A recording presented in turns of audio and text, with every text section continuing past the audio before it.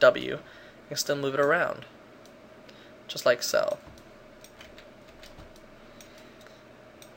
And grab it right in here and move that up and down.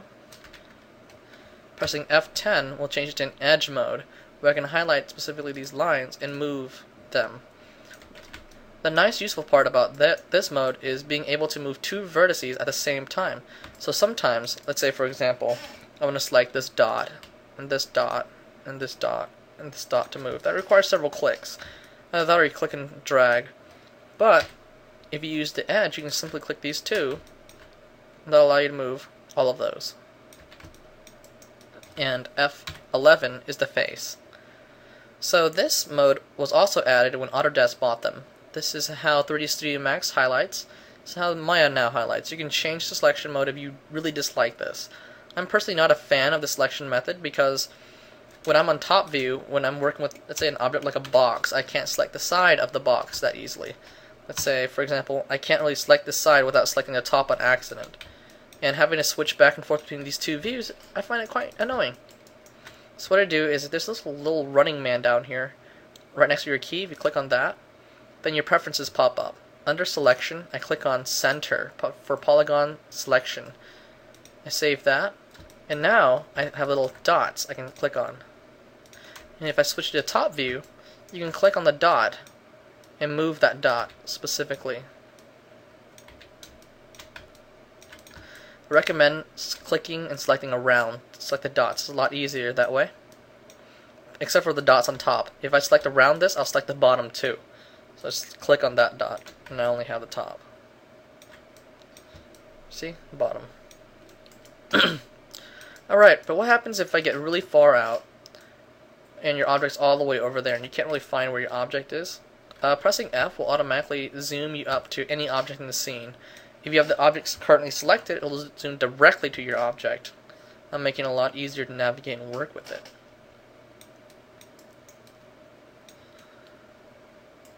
Alright, over in the left hand right here, you can see how many polygons each of these have, how many vertices, UVs, etc. If it's not showing right now, you can also go to display, heads up display, turn on polygon count. You can turn it on and off.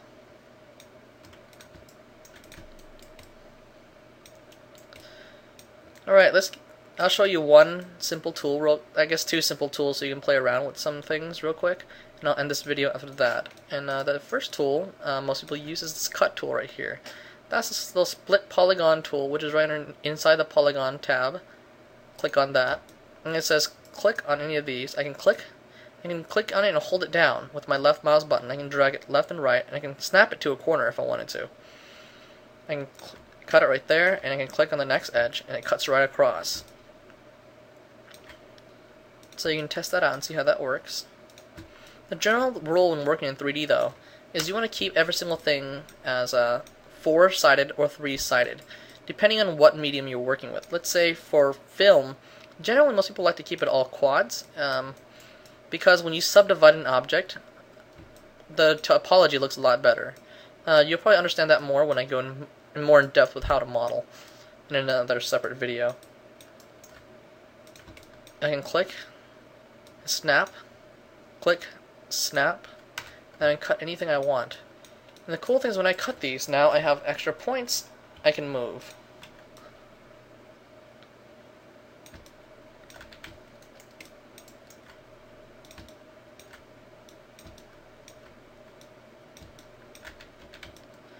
Alright. Now the next one is extrude. Extrude, you can extrude from edges, vertices, or faces. Most people extrude mainly with faces or edges. Faces, for example, if I click on this tool, it's right next to your split polygon, extrude. And you'll notice when this happens, you'll see this manipulator, little squares and boxes here, a giant ring, and a little handle on the side. What do these all mean? Well, I guess to best demonstrate this, I'll rotate this box first. This way you can see a much better idea of what's actually going on. Now I select on this face again, I can click on extrude. Currently, you notice how this blue arrow is pointing out. So when I pull it out, it pulls it out in the proper angle. This is known as the normal of the surface. If I click on this little handle thing, I click on that, it'll change to global. This is the world. That means it ignores what current angle that the box is looking at, and it just pulls straight up, left or right. Click this back again, it goes back to the normal. Alright, so these little arrows mean translate. That means I can just pull it and yank it whichever side I want. This giant ring, that means rotate. So if I click on that, I can rotate the surface. And little boxes, if I click on the box, that means I can work with the scale of the box. Now you can see scale in and out, up and down, or globally. That's generally how it works. Now here's a very important tip. Notice how I'm pressing Z now to undo. You don't need to press Control in it, just Z, Z, Z, Z to undo my movements.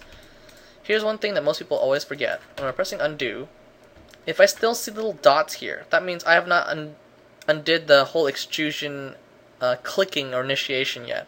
Press it one more time, that'll get rid of that. If you don't do that, let's say for example I do this and I click off of it, and these little faces are still here, I have internal geometry. That means that I have two faces right on top of each other right now. And I can actually still move this right out. This is really dirty because what happens if I do something like this, and select this, and click Extrude? What just happened there? Now you have internal geometry because this face is cut. Why did this happen? Because there are two faces on top of each other. Meaning this has to extrude separately now because they're not fused with these two sides.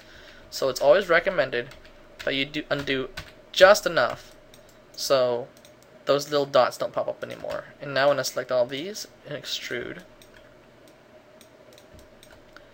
you'll notice that this box is part of the whole thing now. So just be careful when you extrude, when you undo enough times so those dots disappear. Okay, with that, you guys just try modeling something, get used to it, and I'll post up another video soon.